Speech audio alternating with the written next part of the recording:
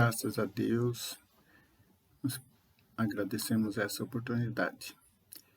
Hoje nós vamos falar sobre a prece, estudar sobre a prece, né? Como é bom estudar, né? Estudando a doutrina espírita já é difícil para nós nos libertarmos dos nossos atavismos, né? Dos nossos primarismos, como diz Joana de Ângeles. Sem estudar, então, né? Muito mais difícil.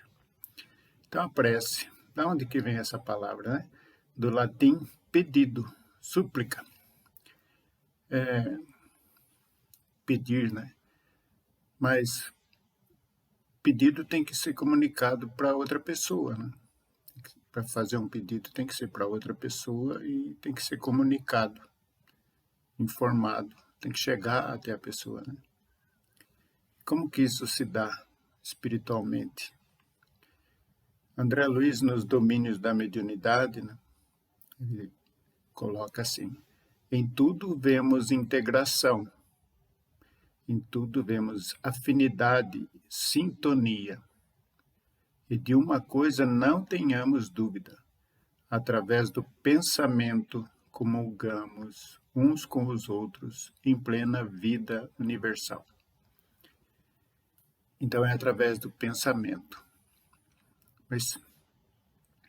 Então, transmissão de pensamento, como que se daria, né? Qual é o veículo? Nós vamos nos ater mais a esse ponto hoje, sabe? Qual que é o veículo do pensamento? Como que se dá? Tá? Fizemos uma pesquisa singela aí, que precisa ser aprofundada, né? Mas sobre o mecanismo, porque parece mágica, né? Que a gente... aquele ritual, né? Parece uma coisa mágica, mística, mas nós vamos ver que é uma coisa natural, como tudo que existe no universo, né?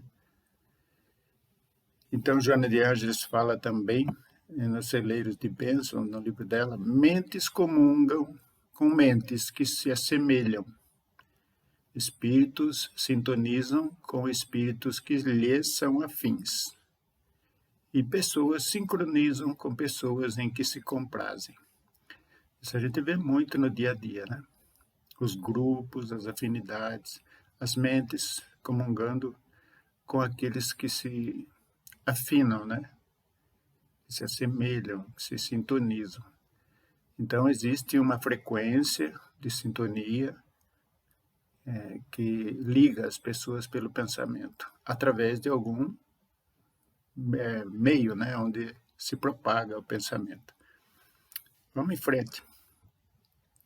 André Luiz, no livro Os Mensageiros, capítulo 25, fala assim: a oração, filha do amor, não é apenas súplica, é comunhão entre o Criador e a criatura, constituindo assim o mais poderoso influxo magnético que conhecemos.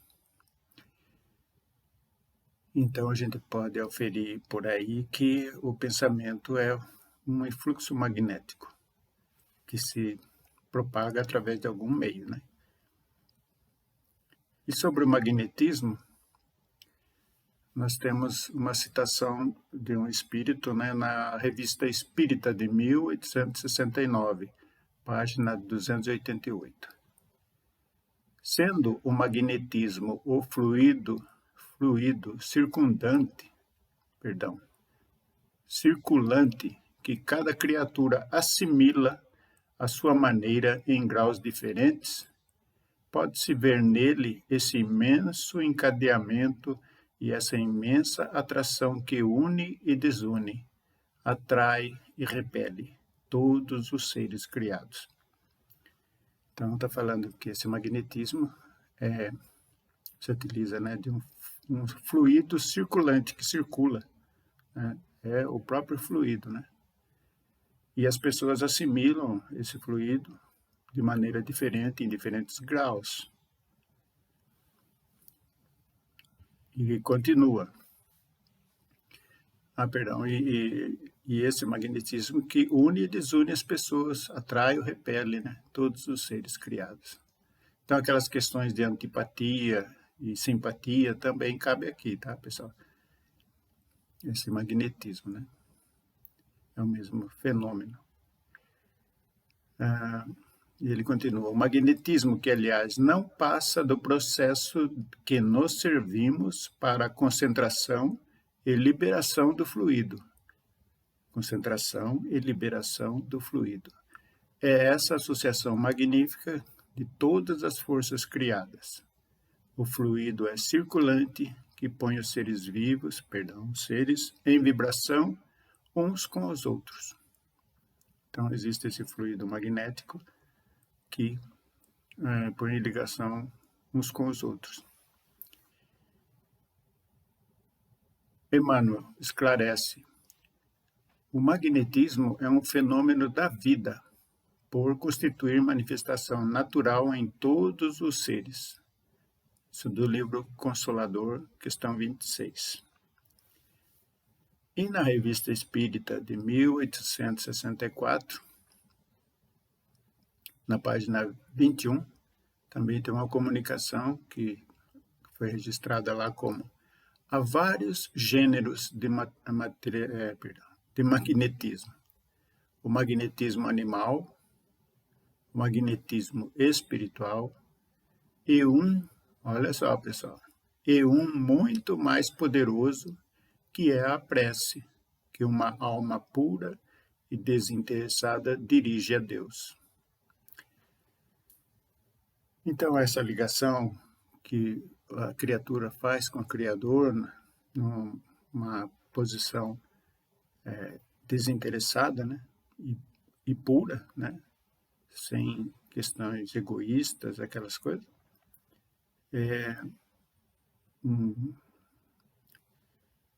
o magnetismo espiritual mais poderoso, que ele está citando aqui.